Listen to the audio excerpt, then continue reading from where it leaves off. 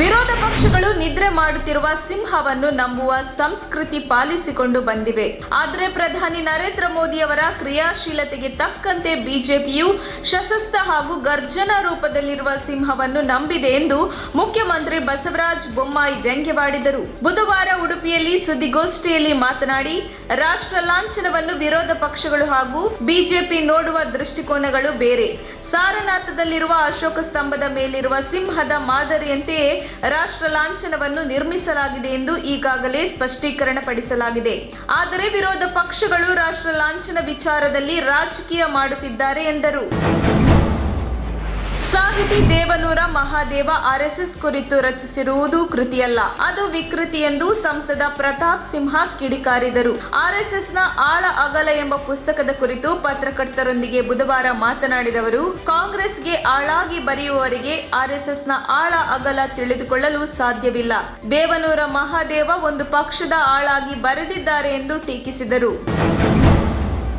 ವಿದ್ಯಾರ್ಥಿಗಳಿಗೆ ಮಾತೃಭಾಷೆ ಶಿಕ್ಷಣ ಒದಗಿಸುವ ಜೊತೆಗೆ ಇಂಗ್ಲಿಷ್ ಕಲಿಕೆಗೂ ಪೂರಕವಾಗುವಂತೆ ಸ್ಪೋಕನ್ ಇಂಗ್ಲಿಷ್ ತರಗತಿ ಸೇರಿದಂತೆ ಸುಸಜ್ಜಿತ ಸೌಕರ್ಯಗಳುಳ್ಳ 1,500 ಮಾದರಿ ಶಾಲೆಗಳನ್ನು ರೂಪಿಸಲಾಗುವುದು ಎಂದು ಪ್ರಾಥಮಿಕ ಮತ್ತು ಪ್ರೌಢಶಿಕ್ಷಣ ಸಚಿವ ಬಿಸಿ ನಾಗೇಶ್ ಹೇಳಿದರು. ಇಲ್ಲಿ ಬುಧವಾರ ಮಾಧ್ಯಮದವರ ಜೊತೆ ಮಾತನಾಡಿದ ಅವರು, ಪ್ರಸಕ್ತ ಶೈಕ್ಷಣಿಕ ವರ್ಷದಿಂದಲೇ ಈ ಸೌಲಭ್ಯ ಜಾರಿಯಾಗಲಿದೆ. ಆಯ್ದ ಶಾಲೆಗಳನ್ನು ಗುರುತಿಸಿ ಅವುಗಳನ್ನು ಮೇಲ್ದರ್ಜೆಗೇರಿಸುತ್ತೇವೆ. ಪಠ್ಯಪುಸ್ತಕ ವಿತರಣೆ 92% ಶಾಲೆ ಆರಂಭಗೊಂಡ ಕಡಿಮೆ ಸಮಯದಲ್ಲಿ ಈ ಸಾಧನೆ ಮಾಡಿರುವ ಮೊದಲ ಸರ್ಕಾರ ನಮ್ಮದು ಎಂದರು.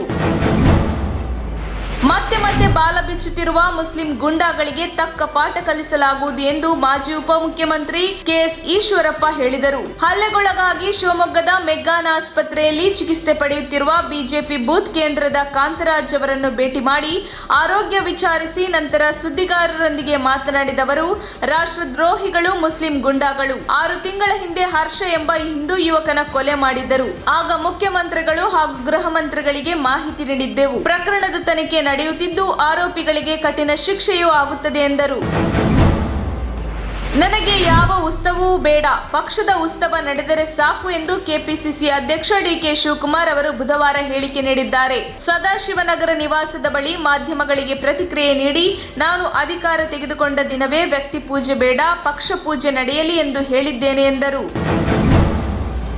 ಬಹುನಿರೀಕ್ಷಿತ ಶಿವಮೊಗ್ಗ ವಿಮಾನ ನಿಲ್ದಾಣ ಈ ವರ್ಷಾಂತ್ಯದೊಳಗೆ ಲೋಕಾರ್ಪಣೆ ಆಗಲಿದೆ. ಇದಲ್ಲದೆ ವಿಜಯಪುರ ಮತ್ತು ಹಾಸನ ಜಿಲ್ಲೆಗಳಲ್ಲಿ ವಿಮಾನ ನಿಲ್ದಾಣಗಳ ಅಭಿವೃದ್ಧಿ ಕಾಮಗಾರಿಗಳು ಪ್ರಗತಿಯಲ್ಲಿದ್ದು ಮುಂಬರುವ ವರ್ಷಗಳಲ್ಲಿ ಪೂರ್ಣಗೊಳ್ಳುವ ನಿರೀಕ್ಷೆ ಇದೆ ಎಂದು ಸಚಿವ ವಿ ಸೋಮಣ್ಣ ಹೇಳಿದ್ದಾರೆ. ನಗರದ ಖಾಸಗಿ ಹೋಟೆಲ್ನಲ್ಲಿ ಬುಧವಾರ ಆಯೋಜಿಸಿದ್ದ ಕರ್ನಾಟಕದ ಸಮಗ್ರ ನಾಗರಿಕ ವಿಮಾನಯಾನ ನೀತಿ ರೂಪಣೆ ಕುರಿತ ರಾಜ್ಯ ಮಟ್ಟದ ಕಾರ್ಯಾಗಾರವನ್ನು ಉದ್ಘಾಟಿಸಿ ಮಾತನಾಡಿದ ಅವರು, ಕಾಳಿ ನದಿ, ಬೈಂದೂರು, ಮಲ್ಪೆ, ಮಂಗಳೂರು, ತುಂಗಭದ್ರಾ, ಕೆಆರ್ಎಸ್, ಲಿಂಗನಮಕ್ಕಿ, ಆಲಮಟ್ಟಿ ಮತ್ತು ಹಿಡಕಲ್ ಜಲಾಶಯಗಳಲ್ಲಿ ವಾಟರ್ ಏರೋಡ್ರೋಮ್ಸ್ ಅಭಿವೃದ್ಧಿಪಡಿಸಲು ಸಂಭಾವ್ಯ ಸ್ಥಳಗಳನ್ನಾಗಿ ಗುರುತಿಸಲಾಗಿದೆ ಎಂದರು. ಕಾಂಗ್ರೆಸ್ನವರು ಸಿದ್ದರಾಮೋತ್ಸವ ಮಾಡುತ್ತಾರೆ, ಡಿಕೆ ಶಿವಕುಮಾರ್ ಉತ್ಸವ ಮಾಡುತ್ತಿದ್ದಾರೆ. ಆದರೆ ನಾವು ಜನರ ಉತ್ಸವ, ನೀರಾವರಿ ಉತ್ಸವ ಮಾಡುತ್ತಿದ್ದೇವೆ. ಕಾಂಗ್ರೆಸ್ಗೆ ಅಧಿಕಾರದ ಚಿಂತೆ, ಜೆಡಿಎಸ್ಗೆ ಮಾತ್ರ ಜನರ ಚಿಂತೆ ಎಂದು ಜೆಡಿಎಸ್ ರಾಜ್ಯಾಧ್ಯಕ್ಷ ಸಿಎಂ ಇಬ್ರಾಹಿಂ ಕಾಂಗ್ರೆಸ್ ವಿರುದ್ಧ ಕಿಡಿಕಾರಿದ್ದಾರೆ. ಬೆಂಗಳೂರಿನಲ್ಲಿ ಸುದ್ದಿಗಾರರೊಂದಿಗೆ ಮಾತನಾಡಿದ ಅವರು, ಪಂಡರಿ ಬಾಯಿ ತರಹ ಹಳೆ ಹೀರೋಯಿನ್ಗಳಿಗೆ ಅವಕಾಶ ಕೊಟ್ಟಿದ್ದು ಸಾಕು.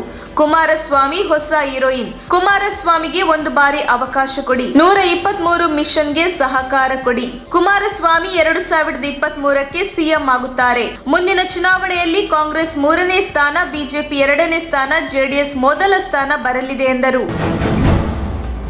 ಉಡುಪಿ ಜಿಲ್ಲೆಯ ಬೈಂದೂರು ತಾಲೂಕಿನ ವತ್ತಿನೆನೆ ಕಾಡು ಪ್ರದೇಶದಲ್ಲಿ ಸುಟ್ಟು ಹೋದ ಕಾರಿನೊಳಗೆ ಅಪರಿಚಿತ ವ್ಯಕ್ತಿಯ ಶವ ಪತ್ತೆಯಾಗಿದೆ. ಸುಟ್ಟು ಕರಕಲಾದ ರೀತಿಯಲ್ಲಿ ಅಪರಿಚಿತ ವ್ಯಕ್ತಿಯ ಶವ ಪತ್ತೆಯಾಗಿದೆ. ವ್ಯಕ್ತಿಯ ಜೊತೆ ಕಾರು ಕೂಡ ಸುಟ್ಟು ಹೋಗಿದೆ. ವೃತ್ತಿ ನಿರೀಕ್ಷಕ ಸಂತೋಷ್ ಕಾಯ್ಕಿಣಿ ಮತ್ತು ಪಿಎಸ್ಐ ಪವನ್ ನಾಯಕ್ ತಂಡ ಮೃತ ವ್ಯಕ್ತಿಯ ಗುರುತು ಪತ್ತೆ ಹಚ್ಚುವ ಕಾರ್ಯಾಚರಣೆ ಆರಂಭಿಸಿದ್ದಾರೆ.